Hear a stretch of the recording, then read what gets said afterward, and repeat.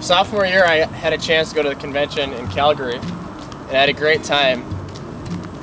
We went whitewater rafting just like you guys did. It was the first time I had been around a Christian group like that before, and when I came back, I was so excited to go talk to my friends about Jesus, to talk about what I was going to do. I was going to go up to a Christian school. I was going to leave all my family and my friends behind because I was going to go serve God with all my heart.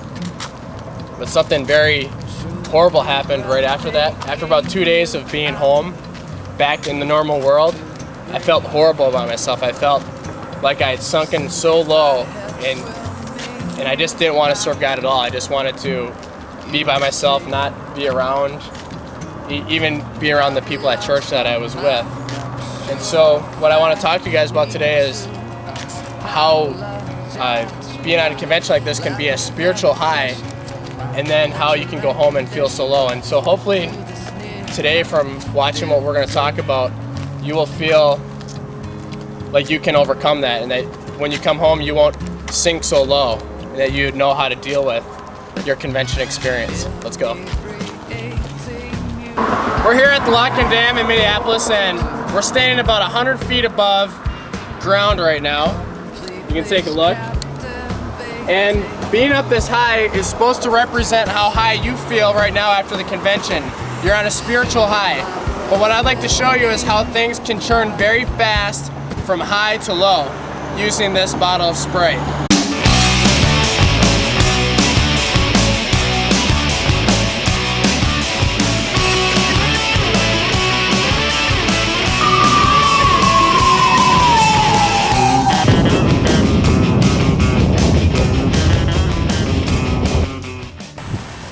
At Ebenezer Church, when we talk to our youth about their spiritual lives, we like to use two illustrations, and one is a roller coaster, and the other is a flat road that's slightly going up.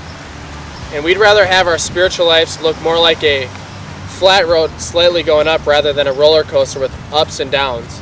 Let me give you an example. Going to a convention like you just went on can be an extreme high, but then when you go home you can have an extreme low because the experience is so different. In our Christian life, it's great to have those high experiences, but we can't live for them. That can't be what we look forward to every day, having this high mountaintop experience. It's about the daily walk. It's about going up the slight incline rather than the ups and downs, just like the roller coaster.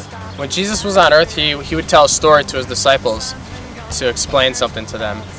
He would talk about a farmer who went out to plant seed, and when he threw a seed, it fell in all these different places. In some areas it did really well, in some areas it did really bad. So we're going to go ahead and look at that story now and see what happened. A sower went out to sow, and as he sowed, some seeds fell along the path, and the birds came and devoured them. Other seeds fell on rocky ground, where they did not have much soil, and immediately they sprang up, since they had no depth of soil. But when the sun rose, they were scorched, and since they had no root, they withered away.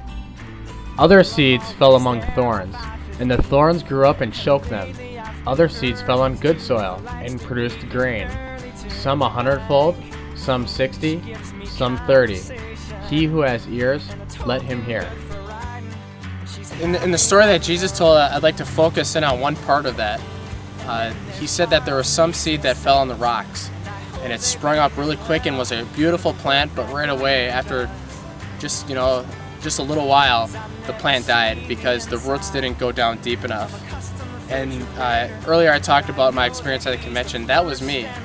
I went to the convention, I was so excited to come home, and my roots weren't down deep enough, and I really shriveled up later that summer.